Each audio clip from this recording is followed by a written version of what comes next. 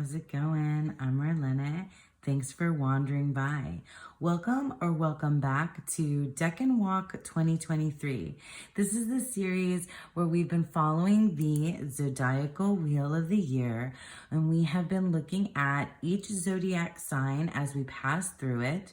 That is separated into 3 pieces or decans, and each of those decans, according to Western astrology and the Golden Dawn, are associated with specific minor cards in the tarot and also major cards. So that's what we've been doing. If you don't know about decans or decan walks, and this is your first time here, go ahead and take a look at the description box below, where you can find a link to a playlist that includes my introduction video on decans and decan walks, and all of the decans that we've passed through so far. But you're welcome to just start here as well and jump in anytime.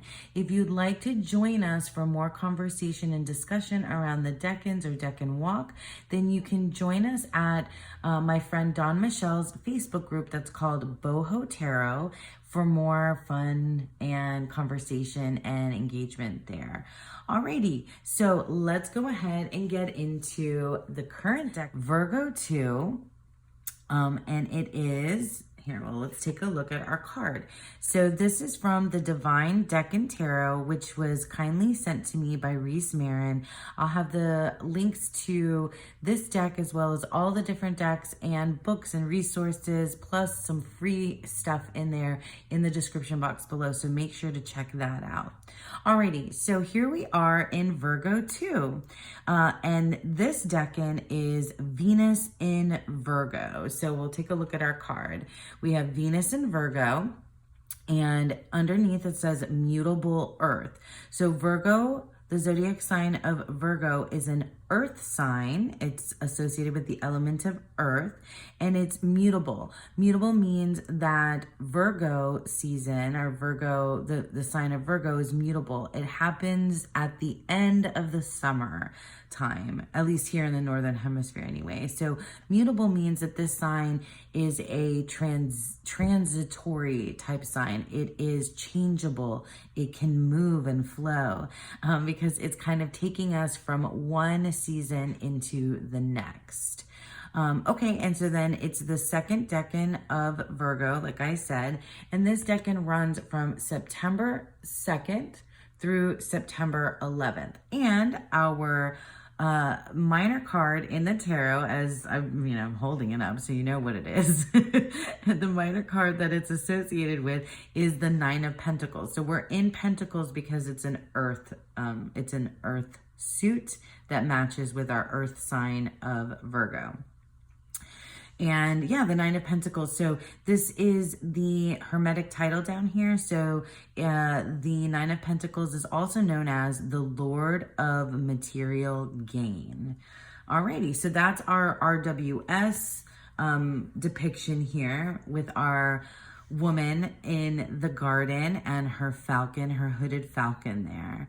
I love the 9 of Pentacles. It's a card for me that means it has to do with independence, and kind of, for me personally, like a release of being overly reliant on anybody else. So definitely independence. I tend to be somebody who's kind of codependent. And that's maybe that's more like a cup C kind of thing, because I'm talking about like emotionally. But just kind of in general, I'm a kind of a codependent person. So when the 9 of Pentacles comes up for me in readings, I always look at her as like an aspiration, like letting go of things that kind of make me dependent upon others and allows me to kind of like step into my own self independently, in all different kinds of ways, not just resources wise, not just gain, not just material, in a material or financial way, but like kind of just like an all around, independent person who can manage, I guess I'm saying manage things, but who can manage just standing on my own 2 feet, you know, all on my own, all by myself. So that's often how I think of the Nine of Pentacles, and I'm not sure if that's, you know, how most people read it, but I think it's pretty much, you know, one of those very typical types of ways to interpret the Nine of Pentacles. So with our Decan card, we have Venus and Virgo. So that means that we have 2 major cards that correspond to this card, and sort of my exploration throughout this Decan walk is about, really, it's about learning how those astrological influences and energies develop this, you know, the depictions that we see of these minor cards. So we have Virgo, which we've been hanging out with already, which is the Hermit card. So the Hermit is our Virgo card. And then Venus, we've seen her before because we've been going through the planets, the planetary influences on the signs, and it's a pattern that repeats. So we have seen the Empress before, and the Empress is our planetary, or the Empress is Venus, right? And then the planet is the planetary ruler of this particular decan. Virgo, the sign of Virgo is ruled by Mercury, which would be the magician in the tarot. So yeah, so these are our RWS depictions, and I'm gonna read a little bit from some of the books in just a moment, but let's look at the Thoth card as well. So here we have in the Thoth tarot, the Nine of Discs is the Lord of material gain, but on the Thoth card we have the title just gain. And this isn't one of my favorite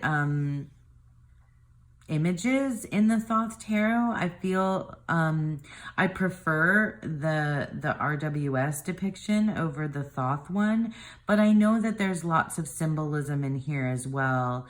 And I'll read to you what Angelus Arian in the Tarot Handbook has to say about the Thoth card, because I always think that she's really interesting. Her take is just really interesting.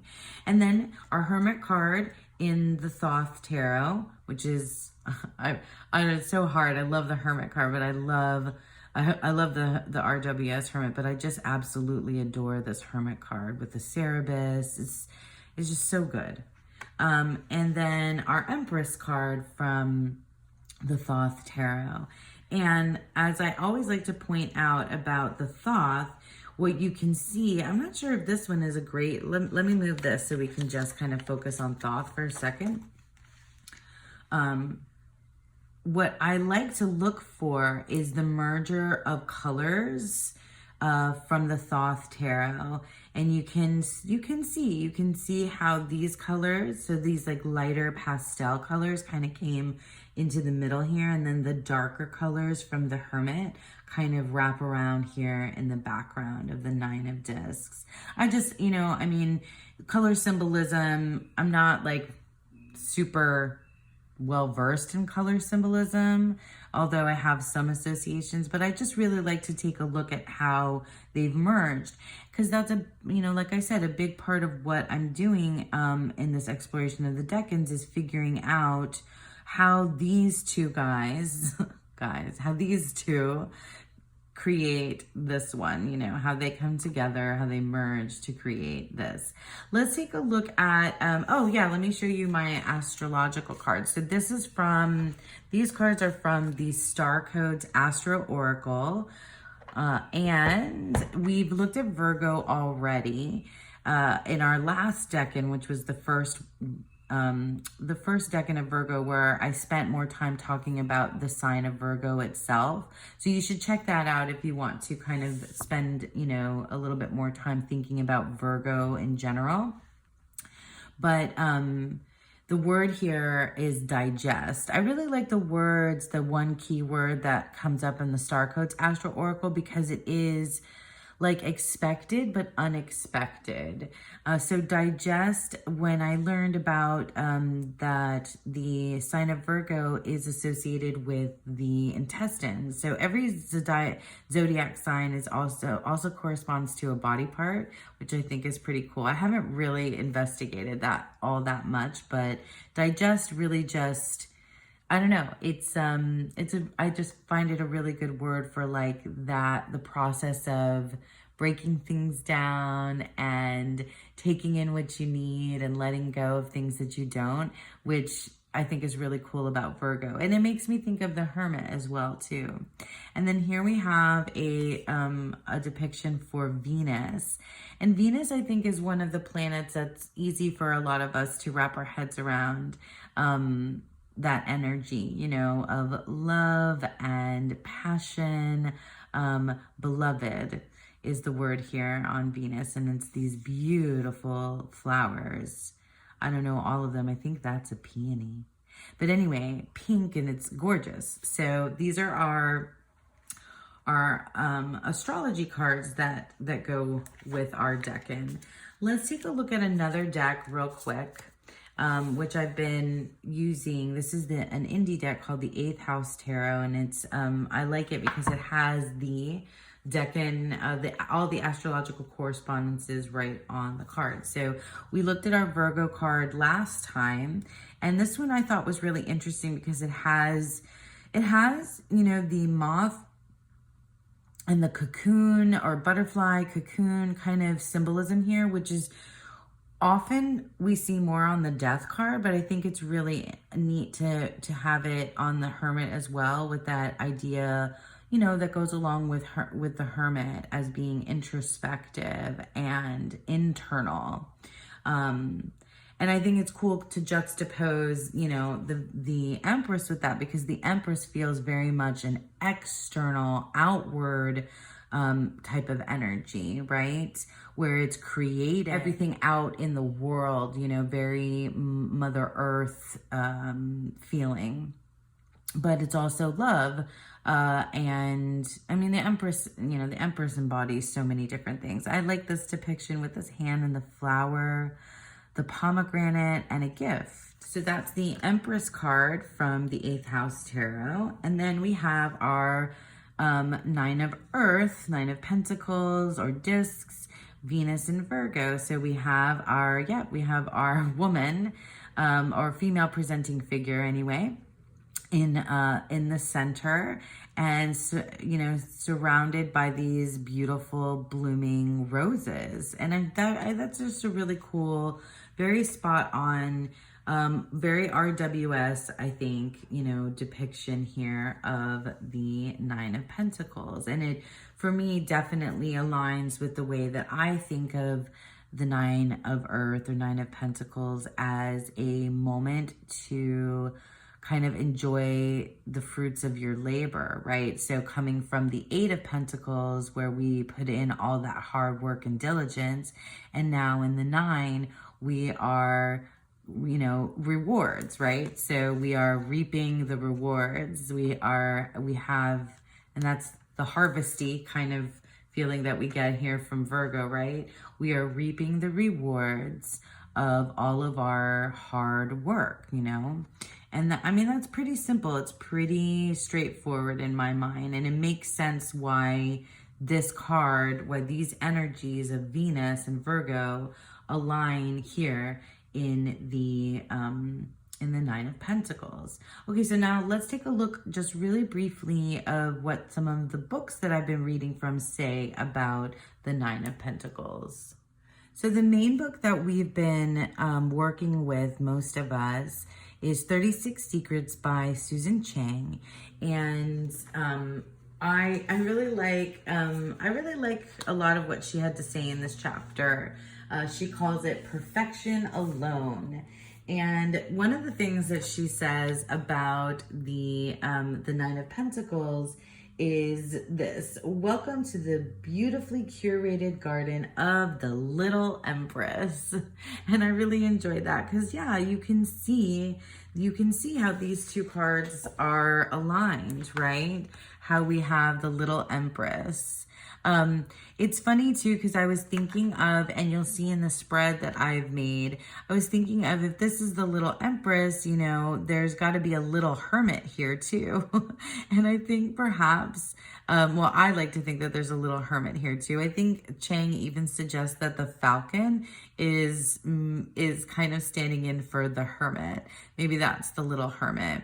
But the idea of the, you know, that this is the little Empress, her maybe little sister or something like that, I thought was really cool. And it's very apparent, you know, it seems like these are in the same, you know, in the same realm, right? This is just a more minor version of the Empress herself. And something else that she says, about the Nine of Pentacles is that the Golden Dawn called this card the Lord of Gain. How do we come by gain? By taking in faster than we expand, or taking in while not expending at all. So for Chang, she was talking about the sequence of the 8, 9, and 10 of Pentacles, and how it is more like it's a sequence of progressive encasement. So you're taking things in and not, you know, expanding out. And that really kind of ties into that Virgo energy where it's about going within. So something else that Chang said that I highlighted is, we can also think of gain as that differential created by the outer appearance versus the inner reality. And I like to think that like this kind of, that's where it's coming from. Like this energy is like that outer energy, that outer appearance energy. And the Virgo is that inner reality. And when they come together, we have our Nine of Pentacles, our Venus in Virgo.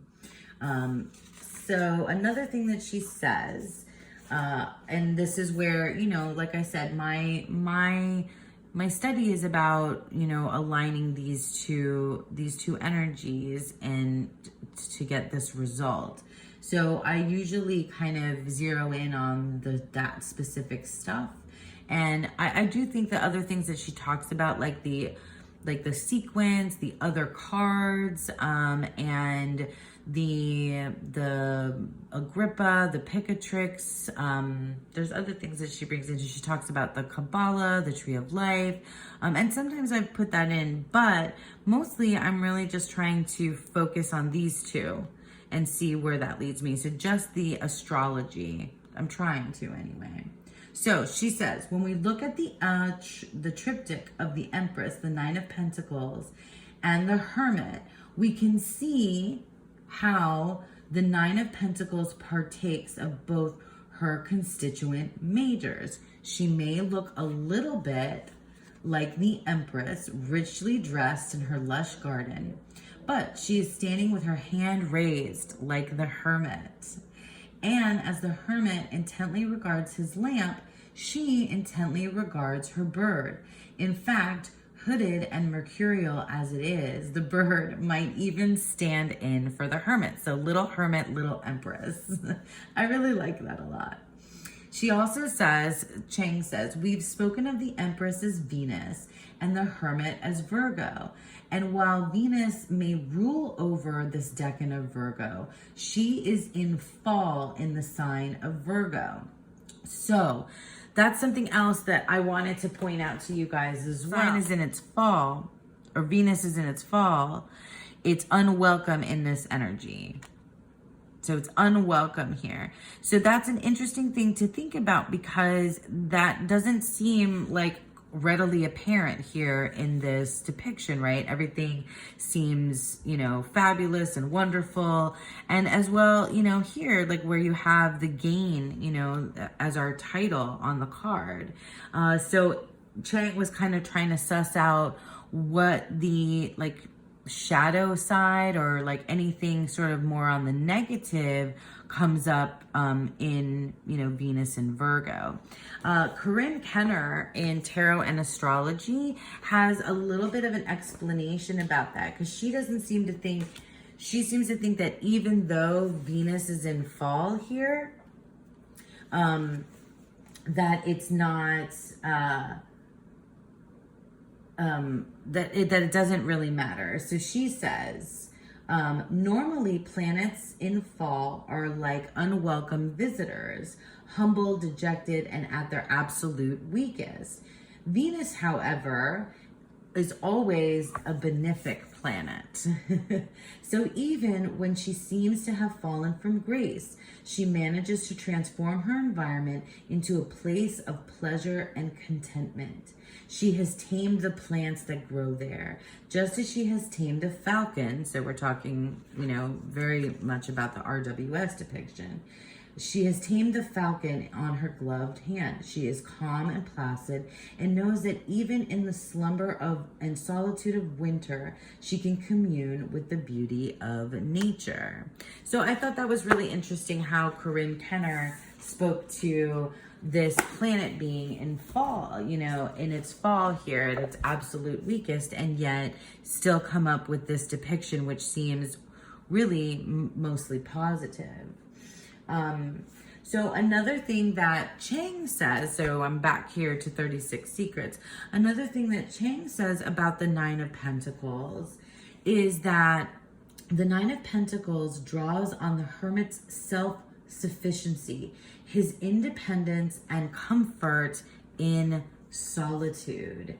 But solitude is not a natural state for the Empress, who above all fosters connection and growth. It can be lonely at the top. So that, I think, is Chang's way of kind of, piecing together the idea that Venus is in fall in the sign of Virgo. That even though, everything seems lush and beautiful and growing, and there's this sense, of independence, there's that darker side of aloneness, where you can switch into loneliness. So, maybe you have all of these things around you and you have reached this like pinnacle of independence. But are you happy there? That's just one of those things that, that it made me think of.